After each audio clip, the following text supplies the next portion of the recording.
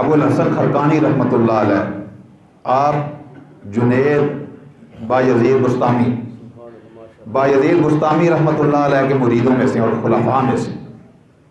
ابو الحسن خرقانی رحمۃ اللہ علیہ سے کسی نے پوچھا کہ آپ کے جو شیخ ہیں بایزید بستامی رحمۃ اللہ علیہ، وہ بڑے عظیم تھے، وہ کیسے تھے، ان کا کوئی بات بتائیں۔ تو ابو الحسن خرقانی رحمۃ اللہ علیہ نے آپ نے یہ فرمایا کہ وہ بایزید بستامی کی یہ شان تھی کہ جو ان کو دیکھتا تھا کلمہ پڑھ لیتا۔ یہ انہوں نے ان کا تعارف کرایا کہ ان کا تعارف کیا ہے۔ ان کا جو مختصر تعارف یہ ہے، بایزید بستامی کو جو دیکھتا تھا وہ کلمہ پڑھ لیتا تھا۔ تو ابو الحسن خرقانی کو وہ شخص کہنے لگا، مجمع بیٹھا ہوا تھا، باقی تو مان گئے، ایک نے کہا کہ یہ کیسے ہو سکتا ہے، عقل میں بات نہیں آتی کہ بایزید بستامی کو جو دیکھی پھر کلمہ پڑھ لے، یہ عقل میں بات نہیں آتی۔ تو کہا کیسے نہیں آتی؟ کہنے لگے جی دیکھیں، ابو جہل اس نے حضور پاک کو کتنی مرتبہ دیکھا ہے، دیکھنے کے بعد اگر اس نے کلمہ نہیں پڑھا تو بایزید بستامی تو بہت نیچے ہے۔ اگر ان کو دیکھ کے ایک عام آدمی دیکھتا ہے، دیکھتے کلمہ پڑھ لیتا ہے، تو پھر حضور پاک کو جب ابو جہل نے کئی مرتبہ دیکھا، کئی مرتبہ آمنا سامنا ہوا، کئی مرتبہ معجزات مانگے اور ہاتھوں میں کنکریاں لے کے آ گیا اور آگے کہنے لگا کہ میری کنکریاں بتائیں کہ میرے ہاتھ بتاؤ، میرے ہاتھ میں کیا ہے؟ تو حضور پاک نے ارشاد فرمایا میں بتاؤں یا یہ جو ہاتھ میں ہے وہ بتا دے؟ تو اس کا ہاتھ میں جو ہے وہ بتا دے، تو اس سے بڑی کیا بات ہے؟ تو آپ نے ہاتھ کی طرف اشارہ کیا تو جو کنکریاں تھیں وہ حضور پاک کا کلمہ پڑھنے لگی۔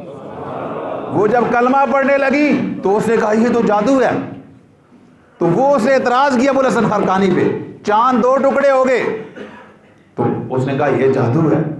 تو ابو الحسن خرقانی کو وہ شخص یہ کہنے لگا یہ بات عقل میں نہیں آتی کہ کس طریقے سے ہم اس بات کو سمجھیں کہ ابو جہل کئی مرتبہ حضور پاک کو دیکھا اور دیکھنے کے بعد بھی اس نے کلمہ نہیں پڑھا، تو بایزید بستامی تو امتی ہیں، ان کو دیکھ کے کافر کیسے کلمہ پڑھ لیتے تھے؟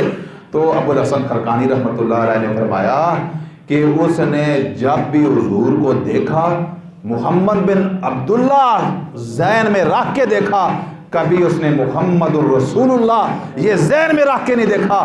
اگر وہ محمد الرسول اللہ ذہن میں رکھ کر جس نے دیکھا حضور پاک کو، اس نے صرف دیکھا تو اس نے کلمہ پڑھ لیا۔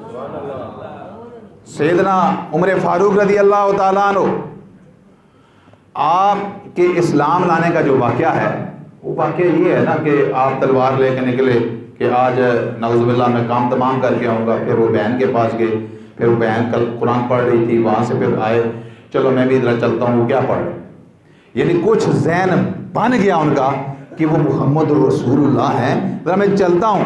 اس سے پہلے محمد بن عبداللہ سمجھ کے تلوار لے کے گئے، جب بہن کے پاس گئے تو سورہ طٰہٰ کی آیتیں جب تلاوت کر رہی تھی، بہن کو سنی، دل نرم ہوا تو محمد الرسول اللہ کی طرف ذہن گیا۔ اب وہ تلوار اسی طرح اٹھا کے دار ارقم کی طرف جا رہے تھے، جب راستے میں تھے تو حضرت امیر حمزہ نے کہا کہ عمر فاروق جو ہے وہ آ رہا ہے اور بڑا دشمن ہے اسلام کا، تو آگے کی طرف تلوار لے کر کے حضور پاک نے فرمایا نہیں آپ پیچھے ہٹ جائیں۔ جیسے ہی عمر فاروق سامنے آئے، حضور پاک نے فرمایا کنج آئے ہو جی؟ یہ فرمایا کیسے آئے ہو؟ یہ کہا، عمر فاروق فرماتے ہیں کہ میں اس سے پہلے محمد بن عبداللہ سمجھ کے کئی بار ملا، میرے دل کی دنیا تبدیل نہیں ہوئی، لیکن جب حضور پاک کو میں محمد الرسول اللہ یہ صلی اللہ علیہ وسلم سمجھ کے جب گیا، یہ ذہن میں کنسیپٹ بنا کہ محمد الرسول اللہ ہے تو وہ کس طرح ہے، بس یہ کنسیپٹ تھا۔ اب جب کئی مرتبہ حضور پاک نے مجھے پوچھا، میں بھی قریشی، حضور پاک بھی قریشی تھے، کنج آئے ہو، کس طرح آئے ہو، کئی مرتبہ پوچھا، دل نہیں بدلا۔ آج جب یہ پوچھا میرا دامن پکڑ کے، عمر کیسے آئے ہو، خدا کی قسم میرے دل میں زلزلہ طاری ہے۔